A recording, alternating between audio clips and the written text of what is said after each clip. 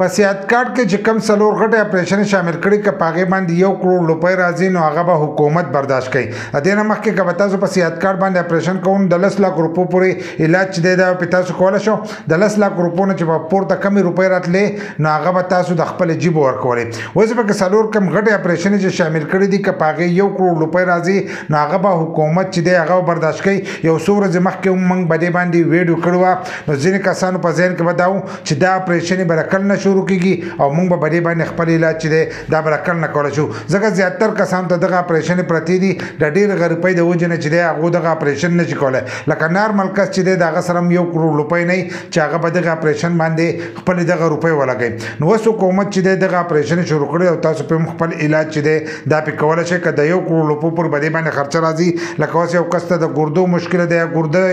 بدلی یا پکې نور څه مشکل نه پاګې باندې ډیر زیات روپۍ راځي نو بری باندې د دوه کسانو علاج چې ده په 23 تاریخ باندې چې هغه شوی دی لکه د